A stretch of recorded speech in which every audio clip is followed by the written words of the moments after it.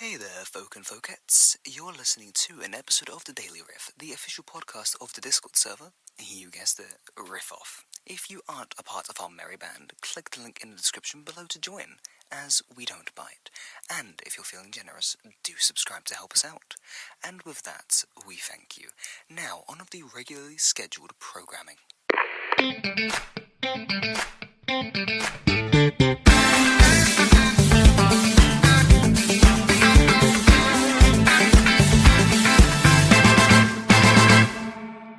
Why, hello there, beautiful people of Riff-Off. It is I, your amazing and wonderful host, Mika Babika, coming to you with a Valentine special for today. A Valentine special, you may be wondering, it is the 16th of February, 2026, and you may be wondering, how is this a Valentine special?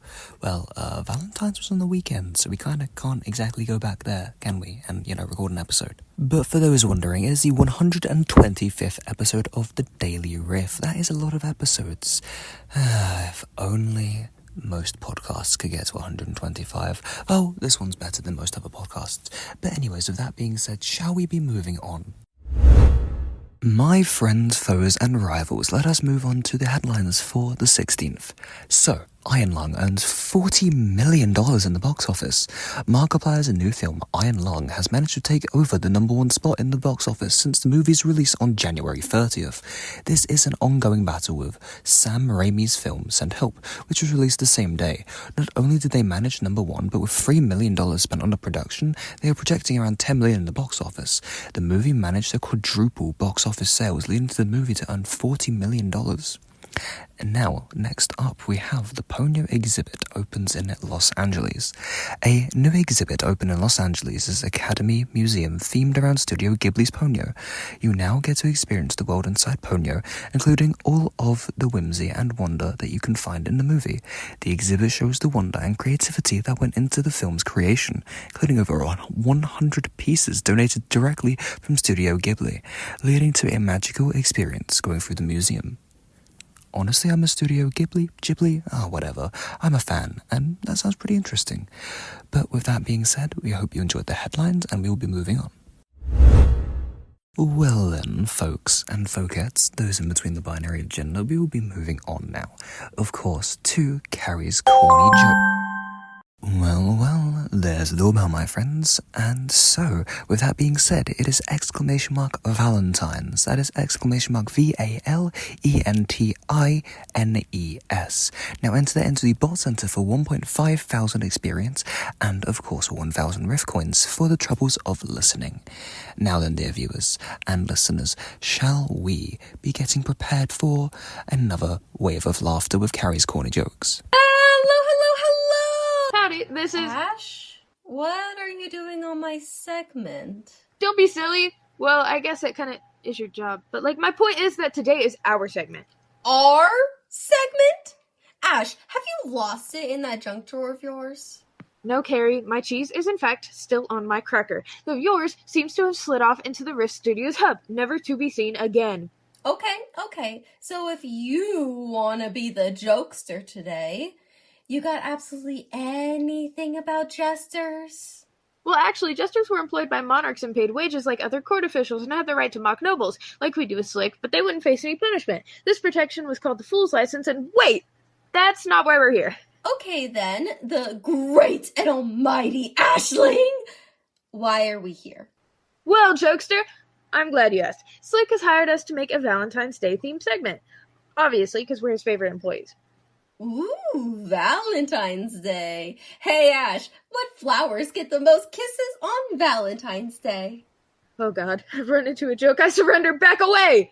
But also, what flower does get the most kisses on Valentine's Day? I'm invested now. Tulips! Okay, that was a little too corny even for my taste. Did you get any Valentines for your Valentine, Carrie? Ooh, I got one more for you. Who always has a date on Valentine's Day? That doesn't answer my question. Oh, sorry. But the calendar always has a date.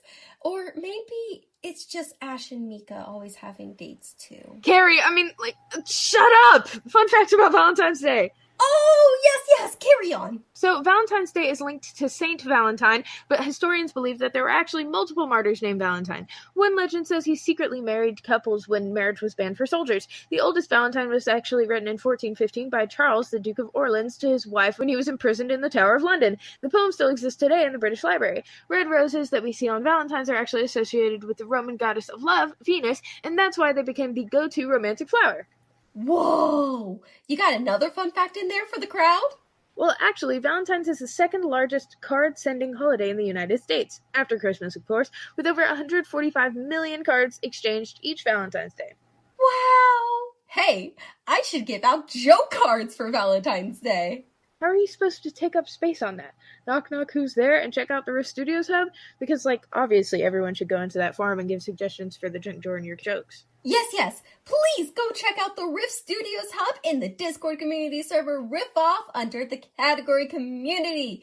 There, you may send in any PG-13 and appropriate joke you want, while also giving topics for Ash to hyperfixate about. But for now, shall we close this drawer and joke book for now? Yeah, I don't know how you expect me to record my segment later with you staying here, though. Oh well, you are stuck with me. What? Well, you love to see that every single time Carrie's corny jokes, which apparently is accompanied by Ash with their lovely, amazing voice and facts. Thank you very much, you two, for the Valentine special. Now, continuing on with the show. Right then, so we have the event lineup for today in Riff-Off. We have at 6 PM Eastern Standard Time, join Kai in an Ox battle. It is a Blitz battle style event, but you and your opponent both have to decide on a song and sing that exact same song while the audience decides who sang it better, though it isn't much of a competition. It's more of a, general public opinion. So really, don't sweat it. Don't take it too hard on yourself if you don't win, and all around, have fun. But with that being said, that's all for today's event lineup. Now, anyways, shall we be getting on? Shall we leave you listeners for a lovely ad break brought to you by Riff Studios? Song in the cover contest? But no one was there to listen to it. Why was there no advertisement for this? Why? Thank you. That'll be all. For the crime of low promotion, I find you guilty. The punishment for your crimes will be 1 hour of promotion service. No! Anyways, you guys should check out the cover contest. Submit your cover before it's too late. I very much agree with that sentiment. Please indeed do check out the cover contest. Of course, there is a monthly cover contest going on, basically every month, so please do check that out and potentially have the chance of winning. But with that being said, let us move on with the Daily Riff. Now then, we will have a amazing and returning classic for the performance board. Yes, everybody's favourite part of the show, the performance board, where a performance from Riff-Off's performance submissions gets used in the show. So with that being said, please take it away, Ivan.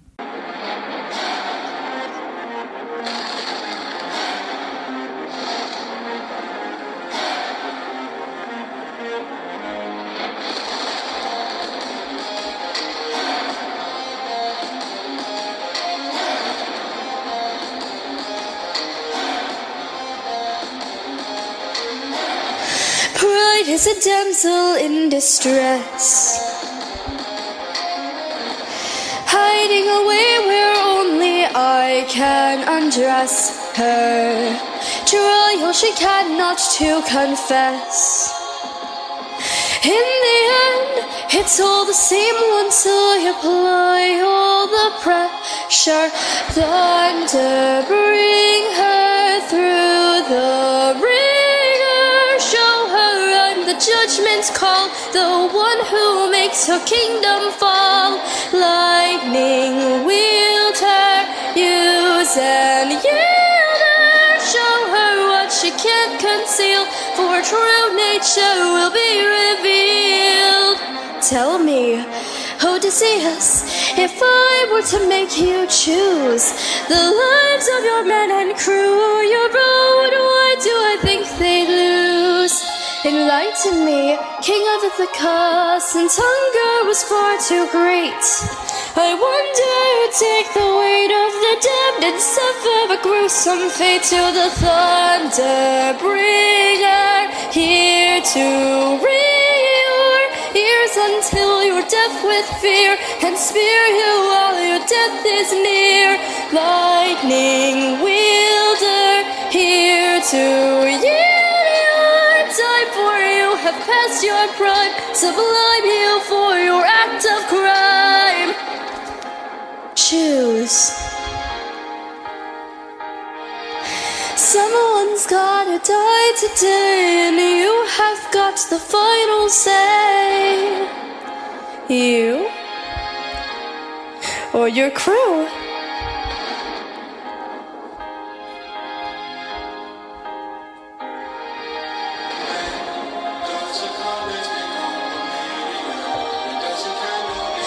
I can't take the suffering from you.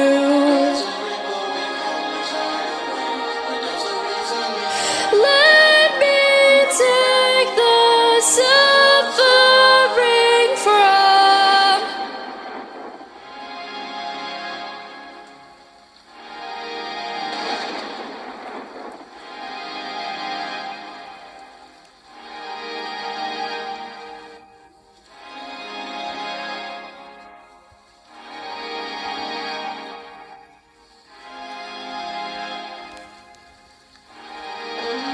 Thunder, bring her through the ringer. Show her on the judgment call, the one who makes a kingdom fall. Lightning wielder, use and yielder. Show her what she can't conceal, for true nature. With that performance being done and dusted, we have to say a brilliant and wonderful big thanks to Ivan for once again submitting a performance. Now, shall we be moving on with the final parts of the show? Get Ash's junk drawer out of the way with, let us yank open that amazing and magical drawer that probably has nothing on Mary Poppins' bag. You know, I think the bag's probably better. But yeah, let us go to the totally normal episode of Ash's junk drawer for Valentine's Day. Carrie, it's time for my segment. You gotta shoot. It's already airing. No! Okay, part 2. Let's kick it, I guess. Any Valentines you want to pass out this year? Maybe to a few people as galentines. Are you gonna go after your beloved partner? Maybe. You'll never know. What I can tell you is that I love them very much, and they kind of happen to be hosting the show today. Oh, hi Mika! Yeah, what Carrie said. Hi, Mika! Anyways, enough breaking the fourth wall. I don't think that the infrastructure in this place is solid enough to hold that. What Valentines do you got for us today? Well, of course, I want to give one to the quacking ducky, and then the ultra kind Cheska. And it wouldn't be me without you and Mika, but a combined galentine. Oh, and well, a lot more. Really passing along the love. Well, on the topic of Palentines, I have a few. I'll give the production team some, Takimu and Hayden, obviously, and I'll even give Para one. Don't forget Noah, Rifty, and the other host, Slick Hicks. Meh, they're alright. Please don't fire me. Seriously, though, they deserve tons of love. Make sure you guys give them all the love this Valentine's Day. Oh crap, I gotta get to work! Oh, well, good luck with that. Well, I guess we can talk about Valentine's facts now. Now, earlier we talked a little bit about Saint Valentine, who appears in many legends as a Christian martyr. The most popular story says he was a Roman priest who secretly married couples after Claudius II banned marriages for young soldiers. He was executed on February 14th, 269 AD.